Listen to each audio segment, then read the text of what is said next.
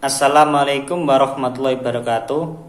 Kami dari kelompok 3 yang akan mempresentasikan hasil diskusi kami yang berjudul Pranata Kebudayaan.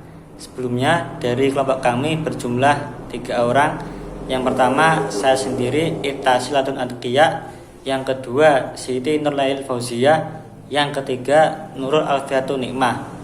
Untuk itu pembahasan yang pertama oleh saya sendiri tentang pengertian pranata kebudayaan. Pranata adalah sistem norma atau aturan-aturan mengenai aktivitas masyarakat khusus yang berupa perilaku yang diwujudkan dalam bentuk tingkah laku.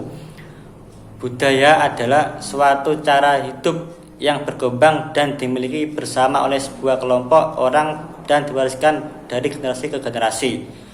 Kebudayaan adalah kompleks yang mencakup pengetahuan, kepercayaan, kesenian, moral, hukum, adat, dan kebiasaan-kebiasaan yang dilakukan oleh sekelompok anggota masyarakat.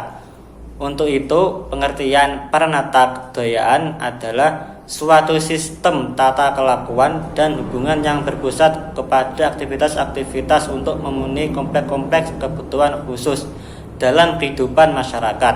Berdasarkan pengertian tersebut, dapat kita pahami dalam sebuah pranata kebudayaan terdapat 2 hal yang utama, yaitu aktivitas untuk memenuhi kebutuhan dan norma yang mengatur aktivitas tersebut.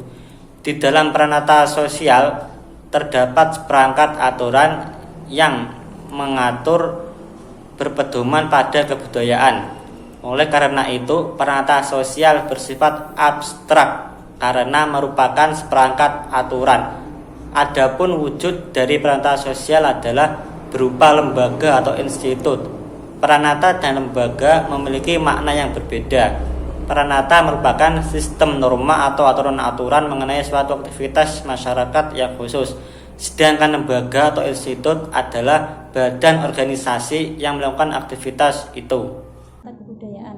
Sini saya akan melanjutkan tentang golongan pranata kebudayaan. Pranata kebudayaan itu terbagi menjadi 8 macam. Yang pertama yaitu lembaga dalam negeri. Lembaga dalam negeri yaitu pranata-pranata yang bertujuan untuk memenuhi kebutuhan dalam kerabatan, ialah yang disebut kinship atau domestic institution, yang contohnya yaitu pelamaran, poligami atau pernikahan dan lain sebagainya. Yang kedua yaitu lembaga perekonomian. Lembaga perekonomian yaitu bertujuan untuk kebutuhan manusia untuk mata pencaharian hidup, yang contohnya seperti contoh peternakan, perdagangan dan lain sebagainya. Yang ketiga yaitu lembaga pendidikan. Lembaga pendidikan yaitu untuk bertujuan memenuhi kebutuhan penerangan dan pendidikan supaya anggota masyarakat yang berguna, ialah educational institution, yang contohnya yaitu pendidikan rakyat, pendidikan menengah, pendidikan tinggi dan lain sebagainya. Yang keempat yaitu lembaga ilmiah. Lembaga ilmiah yaitu yang bertujuan untuk memenuhi kebutuhan ilmiah manusia atau melayani alam semesta sekelilingnya, yaitu disebut scientific institution, yang contohnya yaitu metode ilmiah, penelitian, pendidikan ilmiah dan lain sebagainya. Yang kelima yaitu estetika dan rekreasional, yaitu yang bertujuan memenuhi kebutuhan manusia, menyatakan rasa keindahannya, seperti contoh seni rupa, seni gerak, seni drama dan lain sebagainya. Yang keenam yaitu lembaga agama. Lembaga agama yaitu bertujuan untuk memenuhi kebutuhan manusia yang berhubungan dengan Tuhan atau alam gaib, seperti contoh upacara penyiaran agama, ilmu gaib dan lain sebagainya. Yang ketujuh yaitu lembaga politik. Lembaga politik yaitu bertujuan untuk memenuhi kebutuhan manusia untuk mengatur kehidupan berkelompok secara besar-besaran atau kehidupan bernegara, seperti contoh demokrasi, kehakiman, kepertanian, kepolisian dan lain sebagainya.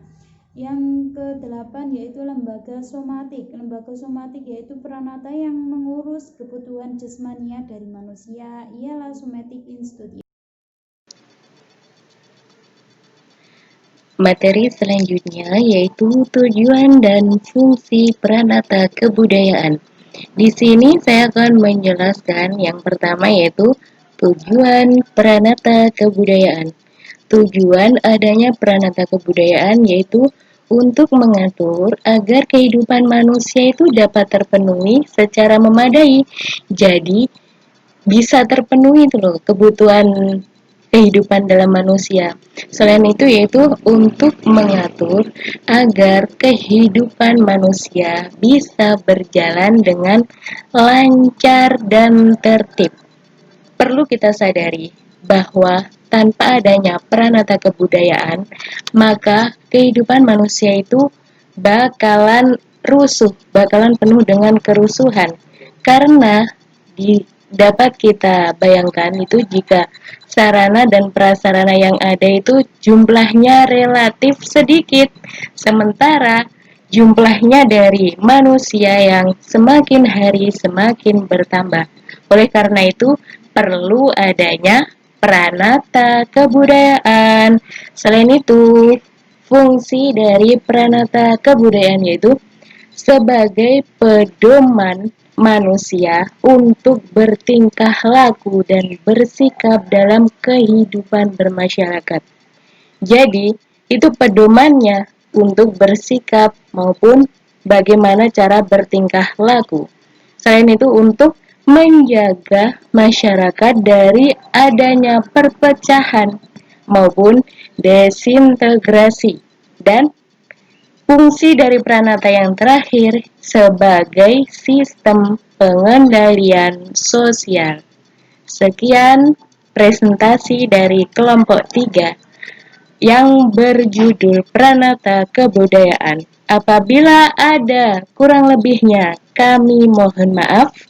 Wassalamualaikum warahmatullahi wabarakatuh.